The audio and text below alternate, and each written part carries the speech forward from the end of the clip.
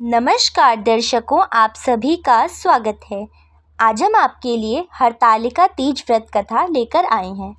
आइए वीडियो को शुरू करते हैं।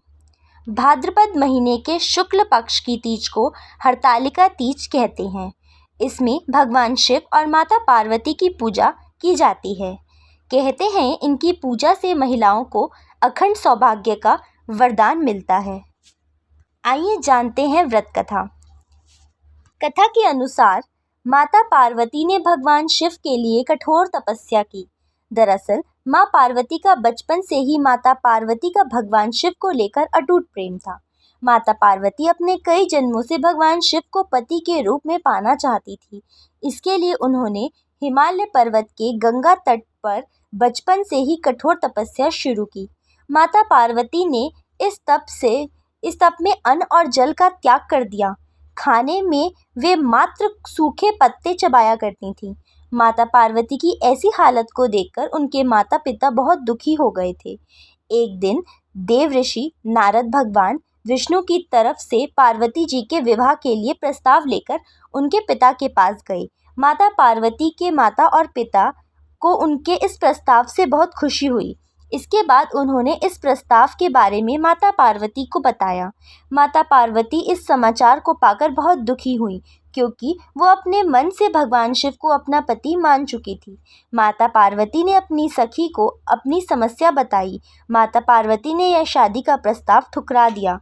पार्वती जी ने अपनी एक सखी से कहा कि वह सिर्फ भोलेनाथ को ही पति के रूप में स्वीकार करेंगी। सखी की सलाह पर पार्वती जी ने घने वन में एक गुफा में भगवान शिव की आराधना की।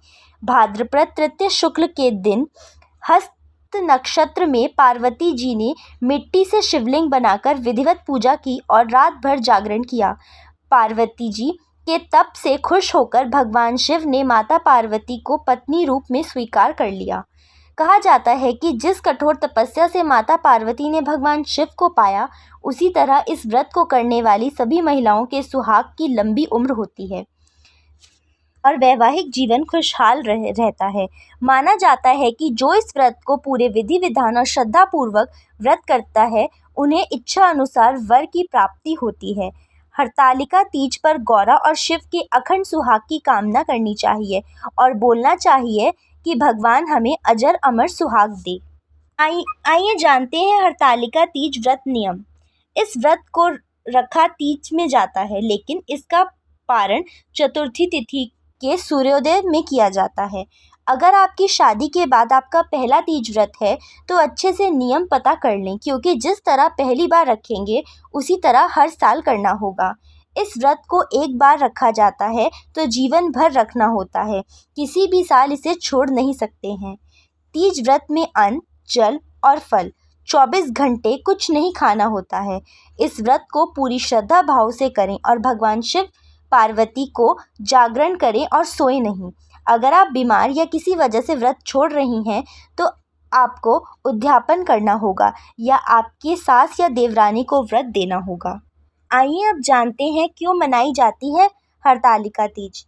ऐसी मान्यता है कि इस तिथि पर ही माता पार्वती की सखी सहेलियों ने उनके पिता के घर से हरण करने जंगल में भगवान शिव की उपासना करने के लिए लेकर गई थी, जहां पर माता पार्वती ने कठोर तप करते हुए भगवान शिव को पति के रूप में पाया था। हरतालिका तीज पर सुहागिन महिलाओं को अखंड सौभाग्यवती और जीवन में सुख सुविधा और संपन्नता का आशीर्वाद प्राप्त होता है। आइए जानते हैं हरतालिका तीज व्रत पूजा विधि। इस व्रत में सुहाग का सामान यानी 16 श्रृंगार की चीज़ें माता पार्वती की पूजा में अर्पित करते हैं।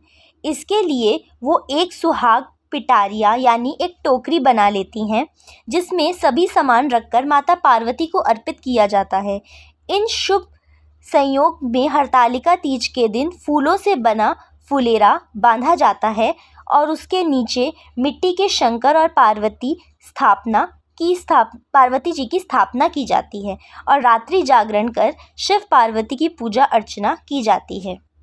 आशा है आपको ये जानकारी पसंद आई होगी। ऐसी और वीडियोस देखने के लिए चैनल से जुड़े रहें। हर हर महादेव। जय माता पार्वती। जय शिव गौरा। शिव परिवार की जय।